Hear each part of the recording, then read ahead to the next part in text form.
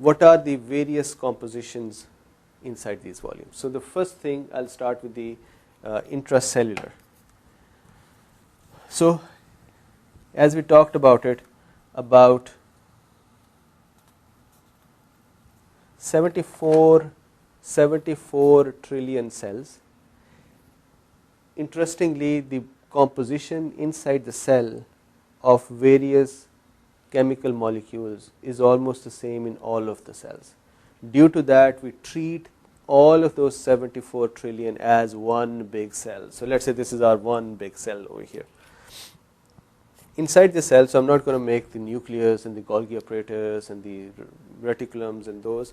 I am really interested at this time to talk about the fluid, so I would only talk about the things which matter for that fluid to be present in here. So the most important thing is that inside the cells we have huge amount of proteins, and these proteins are what are keeping the charges on them. So this is a protein sitting. So a big amount or a greater ratio of proteins is present inside the cells. So let's say, do we have proteins outside in the interstitial fluid as well? Normally not. Usually in pathological situations it is possible that the proteins would start spilling out over here, but usually there are less protein or negligible amount of protein present in the interstitial fluid.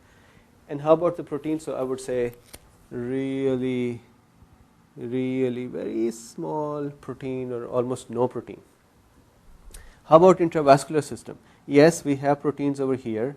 We have, as you know, we have albumin, we have globulins, we have immunoglobulins and so on. Important thing, so this is very important. 80% of the concentration in the intravascular system of proteins is albumin.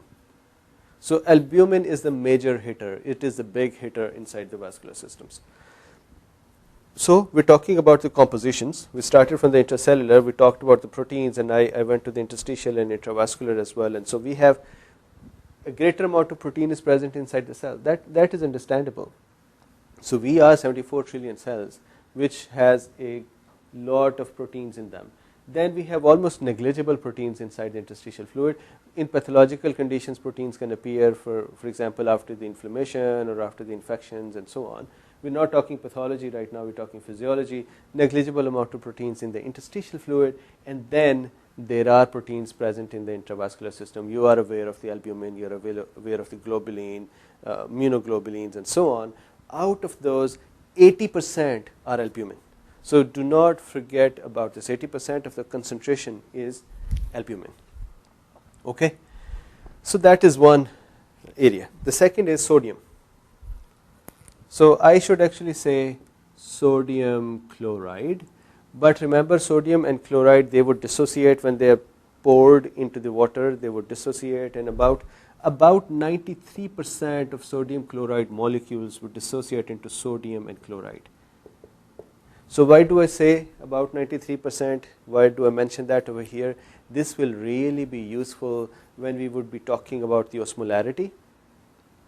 So the effective osmolarity of the sodium chloride. So you could say that, hey, all the sodium chloride which goes in the body is going to go and dissociate and become sodium and chloride and exert some osmolarity. Again, I know we have not talked about osmolarity yet, we will talk about it, but the osmolarity of sodium chloride, you could say 100%, but normally not all of sodium chloride dissociates into sodium and chloride. So about 93% dissociates, and the remaining 7% stays together as sodium chloride. So sodium and chloride are very important factors. Sodium and chloride are primarily present in the extracellular fluid. So in the extracellular fluid, sodium and chloride are in greater concentration.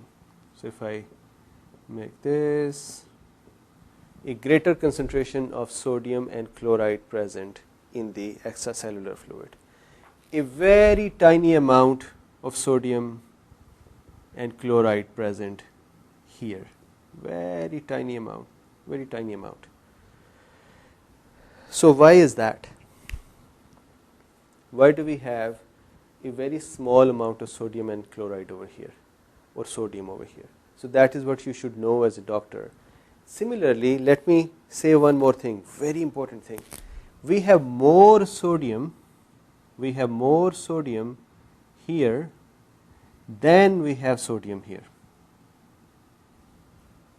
So amount of sodium, let's say if the sodium is about 142 milliosmoles in the extracellular fluid, then out of that about 140 milliosmoles is present in the interstitial, and 140 milliosmoles is the concentration is 142 into intravascular. And intracellular is really very small, about, so if this is extracellular fluid and this is intracellular fluid, only about 14 milliosmoles is present inside the cell. So let's try to explain the reason for this. So first of all, let's explain why do we have more sodium outside here and why do we have less sodium here. So the reason for that is, as I think you would have already guessed it, the reason for that is going to be that we have the very famous Sodium-potassium ATPase pump. Remember that energy dependent pump? So this should be really the initial chapters of the physiology, that the cells have sodium-potassium ATPase pumps.